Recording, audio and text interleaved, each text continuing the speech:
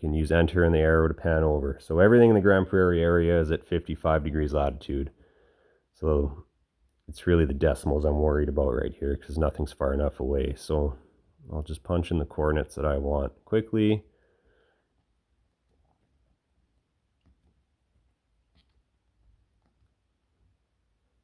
And west 118. So that's not going to change. We're not going far enough away, but the decimals are definitely important. So the more decimals you can get, the more accurate your navigation is going to be. So once you punch them in, you go back down to done. Done. And now I've punched in and saved that coordinate for the airport. So rather than using the rocker panels and searching around on my map to see where that is, now I can use this find button to figure out where I want to go. So if I hit find, it takes you to a list of a bunch of different things. So your recent things you've looked at, cities in the area, different tracks you might have saved. You can punch in coordinates, but we just saved a waypoint for the airport. So let's go into waypoint. And I'm going to go down and look for YQU. So I found it right here. It's 3.34 kilometers away in a northwest direction. So if I hit enter on that, it's showing me the point on my map.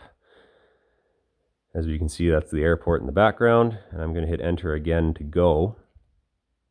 And now it's showing my location again and the direction of travel I want to go on. So I can pan over and we can go up and see that it takes us over to the airport.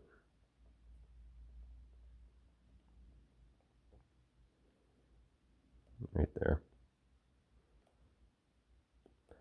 So the nice thing about these units with that internal compass, I'm just going to hit quit again to snap back to my location, is I've got them set up to show the distance to that location. And I've also got them to show this pointer arrow for the direction you want to walk on. So you want this pointer arrow to point straight up for your direction of travel. So right now it's telling me my direction to the airport is a little bit off to my right. So if I turn my GPS unit until that's pointing straight up, you can see on the map screen that my triangle is pretty close there to my path that I want to walk on. But that's just a quick reference for you to know that if you walk in that direction now, you're going to end up where you want to go. And as you walk, that distance to your destination will get smaller. That's just a quick thing, quick visual reference, visual aid to look at while you're navigating. The other way you can do it, sometimes walking along that what's the word I'm looking for? As the crow flies, that's not your best option. Maybe there's a river in the way, some steep terrain, right? So that might not always work for depending where you are. You might have to travel along, go off your course, but as you move in this navigation mode, this line will change and it'll constantly adjust and correct itself to give you a as the crow flies view. When you're done, you can go back into find and it'll ask you if you want to navigate to a different point or just stop altogether. And we're just going to stop here quick.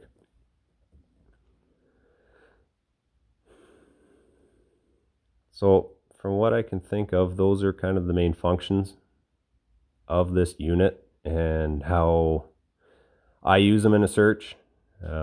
Obviously, this is a quick video. A lot of confusing stuff I kind of went over. So as you use them more, you'll definitely get more comfortable. So it's important that when we have a chance and we can get time that we start playing with these more so that you're familiar with them, comfortable using them, comfortable logging points, navigating to points, and saving your track data.